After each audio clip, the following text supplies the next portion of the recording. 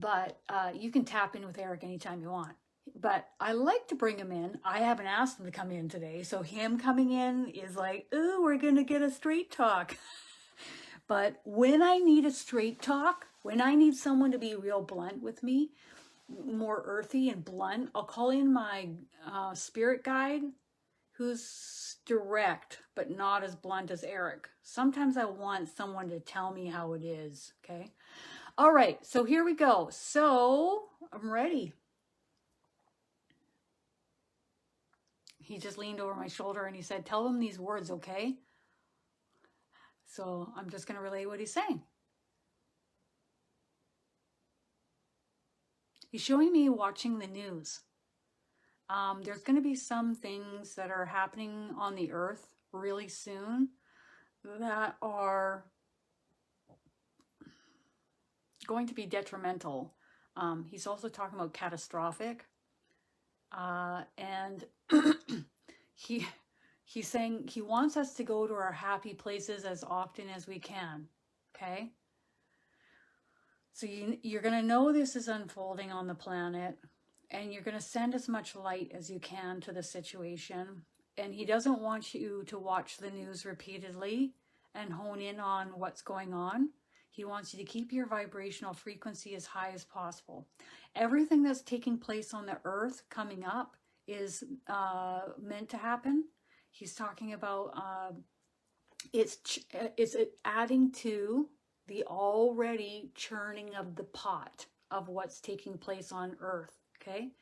So it's just stirring the pot a little bit more, and this needs to happen in order for growth to take place here on earth, evolution, evolving, growing. So he wants you to remind yourself of this. If someone's talking to you about what's going on, or you happen to turn on the news, or you happen to see it in your one of your feeds online, he wants you to remind yourself, oh yeah, Eric said, this is what's meant to happen. The churning is here for our growth. Okay.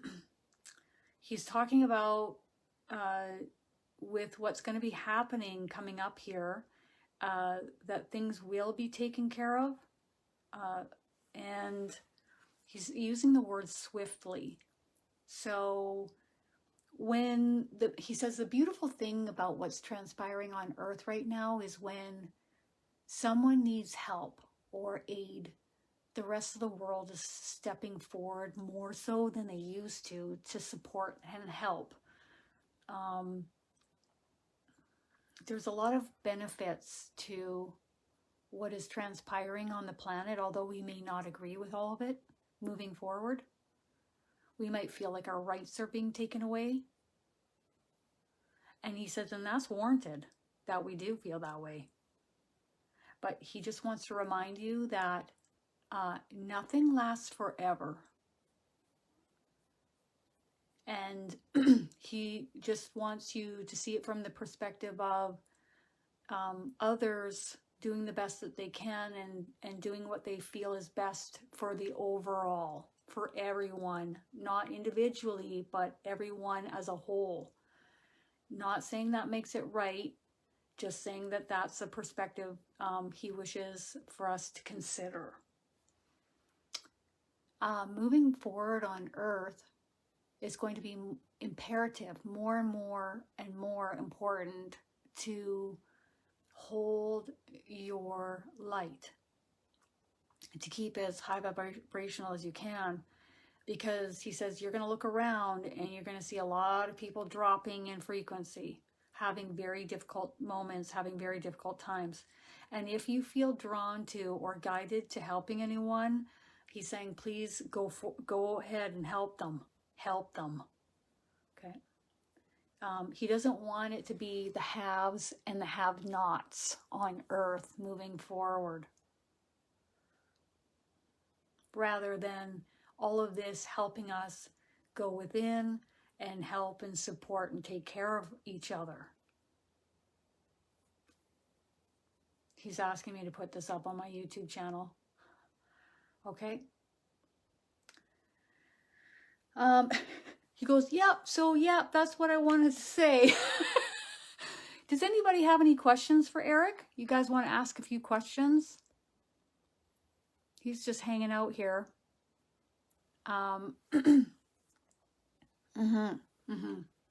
Now, as far as things settling time-wise, some of it, he says, depends on our own free will as to the decisions and choices that we make.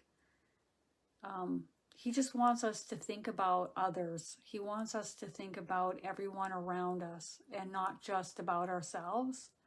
That's one thing he'd like us to think about. But he says there's going to be a lot of changes unfolding in each person's life. A lot of people's lives are going to have a lot of changes, and that will help us see things from a different perspective rather than more of a singular or perspective. So no, I see it this way and only this way. So the changes that are going to unfold in our lives, some of it getting a bit messy, will have us see things from a different perspective. He's like, don't shy away from difficulties or difficult moments. Rather, look at what you're learning from it and rise above it. And this will help you move in a different direction. There's always a silver lining to what's going on. Always remember that. Okay, so we've got some questions.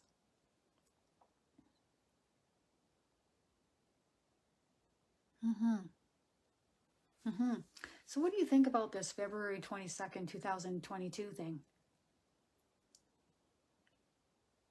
He's showing me Pluto.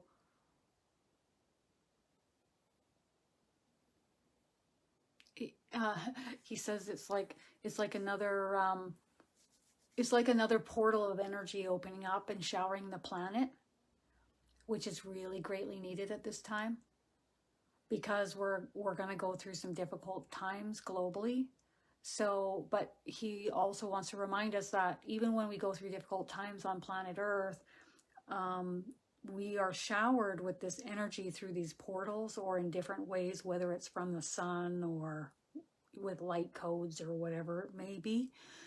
And this energy helps to transmute and help to lift the heaviness. And come the middle of March, there's going to be a huge, so he's talking about February 22nd is the beginning of this shift where we're going to start releasing more and lifting more. We're going to start to feel better. The energy is going to lift and raise and become easier on Earth. We've gone through the winter months being asked to rest a lot while there's a lot of density being purged and transmuted into light. And now we're moving into the, get a deep breath, things, lighter energy moving forward. And at the same time, we're going to see some other things happening on Earth that are very catastrophic and, he says, crazy. So he just is saying that it's really important for us to keep our frequency. So focus on the things that keep your frequency higher. And remember that this churning happening on Earth is happening for a reason. All right. Do you work with other souls that were indigos on planet Earth?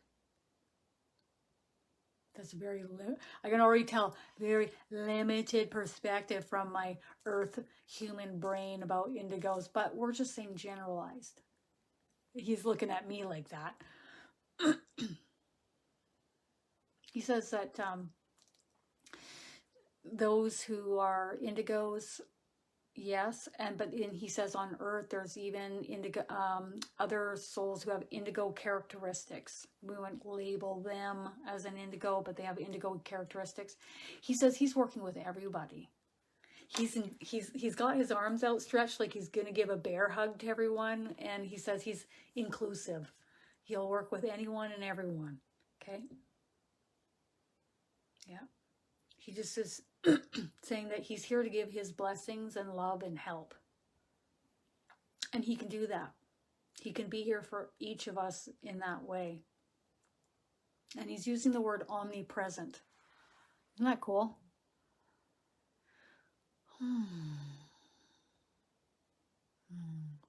It's already like that, I think, hey? Yeah, yeah. So during the last live that I did with Eric, he talked about a lot of light infusing here on Earth, and the people that are more heavier in frequency that may be choosing to be, just want to be more in awake. Maybe it's that frequency in that place of the world. I don't know. But what he said is that with this light being infused on the planet, it's going to make us like squirm, like magnifying glass on an anthill. So there's a lot more light frequency coming in, a lot more changes coming in, and those who aren't aware of their own vibrational frequency or managing their energy, they're going to react to everything that's happening and create more upheaval and more chaotic thoughts, frequency, experiences, because we are the manifestors of our realities, right?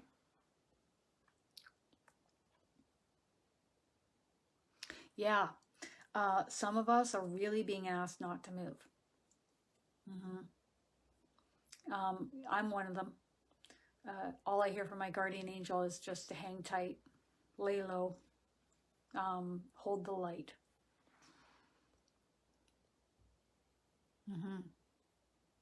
Is this one big thing that's coming up on the planet or multiples? One major thing with, he says, other elements that aren't related to it. Okay. Yeah, he wants me to talk about like the floods that we had here this past winter. It washed out roads, washed away farmers' crops, so they lost like all their farm. Like that's how much rain we had. And with the roads washed out, we couldn't get any fuel, we couldn't get any food, so we had, a very short fuel shortage. I mean, they must have hustled to get that to us. I'm not kidding. And the food, we were anticipating some shortages. The grocery stores were saying you can only get 1 carton of milk, only get 1 thing of eggs. So that was happening here. But, yep. So these are the types of things that he's saying that are a possibility for those of us here on Earth. He totally reads my, because I've said this, I'm like, well, with all this rain, it sure was cleansing, sure was transmuting and cleansing the energy big time here in this part of the world. So I always try to see the silver lining, or like, well, why did we have that much rain? Well, it was very cleansing. It helped to wash away any, pollutants. If you think about it that way, fresh water flow, if we want to see it that way.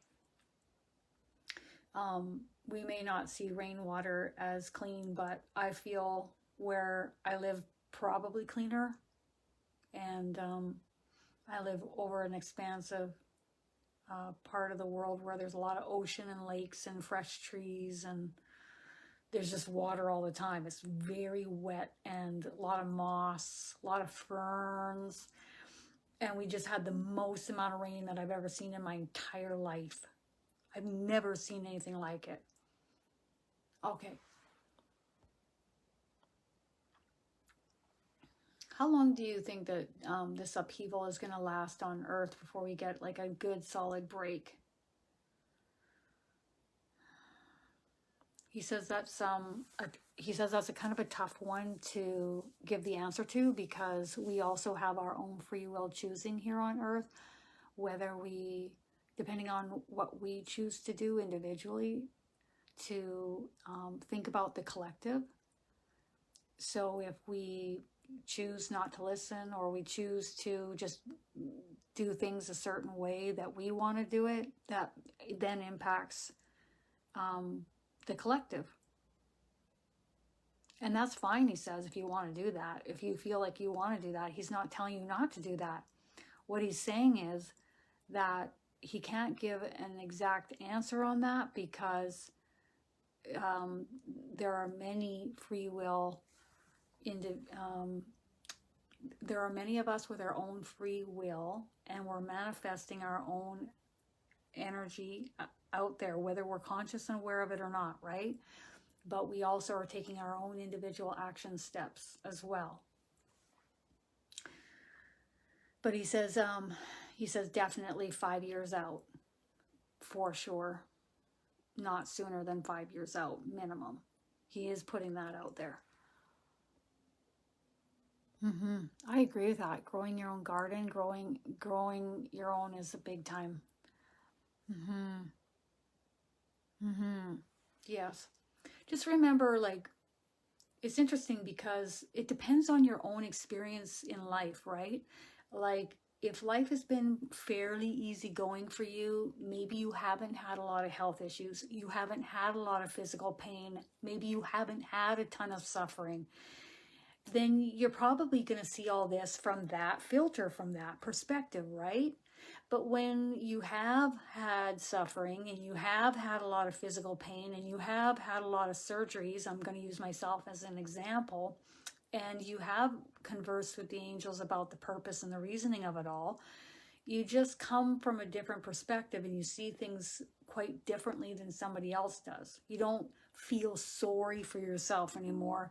You don't feel sorry for others. You just, you strengthen, you become a little bit stronger, you hone in within yourself, you become the manifester of your reality, and you manage your own frequency, your own energy, instead of letting it go all over the place more. So you become more grounded, and you become more aware of your thoughts. You become more aware of the people you're hanging out with, more of the energy that's around you in your inner circle.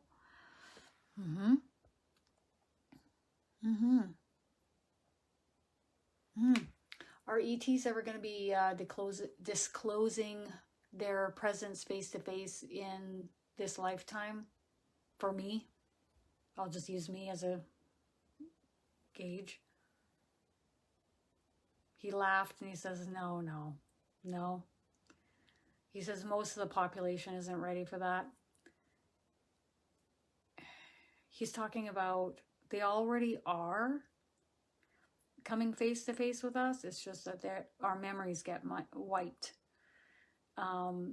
And that's not everybody, but there's some individuals where they are going face to face and their memories get wiped. Although he says there's hypnosis to remember what's going on, if you want or choose to do that. He's also talking about most of the populace is not ready for that. Can we ask the ETs not to wipe our memory? He's chuckling and he says he doesn't recommend that. He says even with hypnosis, like even when we go into hypnosis, like it's even then maybe not, it's softening the blow, is how he's saying. So the actual experience might be maybe more traumatic or difficult. Some of us do remember, he says. He's laughing and saying that that's unfortunate. Well, I suppose, Eric, it depends on the ETs. It depends on the experience, right? Like if the Pleiadians came pick me up and we had a nice chat over a cup of tea, I don't think it'd be that difficult. He says mentally and emotionally here on Earth, we're just not ready for the different vibrational frequencies that are here surrounding the planet, helping us in other ways. So they're here helping us. It's just that we're not having a one-on-one conversation with them. That's not necessary at this time. Yeah, you could say that, he says. Nice. So, like for myself, I've had an ET show up at my house because it was over at my friend's house and it was intrigued on her light and she was really open. She was always communicating with ETs more than me. So I said, really, there's someone, oh, interesting. I said, oh, oh, it's here in my living room now. And I said, is it a light blue color and kind of taller with more of a wider, like more of a oval shaped head like this? And she said, yeah. And then black oval eyes. She said, yeah. And I said, and it only has 4 fingers. She said, yeah. And let me tell you, he was watching Archangel Michael. Am I going to get in trouble for being here in this house? That's what he was looking at. He wasn't even looking at me. And I said to Big Mike, I said, why is this energy here? He's just curious. He sees your light and he's coming to investigate. That was it. She noticed, him noticing, I noticed, then he came over to notice me. So he's aware of my consciousness, talking with her, and then coming over, right? So it's not like I'm sitting there freaking out. I'm just like, oh, okay. Now, I have had moments during readings where, now, I can't even count on 3 fingers on my one hand how many experiences I've had like this, okay? It's so far and few between. But I've had experiences where Archangel Michael gave a signal that he wasn't happy with the energies running amok around a person. So there were a couple of reptilians, and Archangel Michael asked for consent to remove them. So you see, like, we need to ask. But it's also important how we manage and house our frequency. So, you know, this person, for example, he was drinking heavily most of his life, drinking heavily, smoking 2 packs of cigarettes, felt suicidal for 15 years. Once these reptilians were removed, because it was a vibrational match to his frequency, right? It's not like we blame the reptilians. And so once that was removed, those 2 were removed, and they tried to talk a good talk with me, and my angel said, don't listen to them. So I went right to Archangel Michael, and then he removed them. And that person came back to me later and said that they were practically not drinking alcohol, cut right down on their cigarettes, and they no longer felt like committing suicide at all. And it was a miracle to them. So we can't go blaming everything around you and this and that, and blaming others. You know, hone in on your own frequency. What is it with you that is a vibrational match to this? Do you want to say anything else? Last words? He goes like this. He goes, yeah, you guys go get it. And he looks at me. I'm trying to cheer them on. So he wants to cheer you up and he wants to cheer you on, okay? Irregardless of what's happening around you, where you place your attention, your focus, what thoughts you house, what vibrational frequency you choose is going to be the predominant, or if you want to say dominant, experience you will create for yourself. So he's asking you to choose wisely. Okay, thank you. Now he's fist bumping me. Oh my God. So he's just saying, thank you, Kristin, fist bumping me. Now he's turning Bob Marley back on now as he's walking away, and he's doing peace out to me.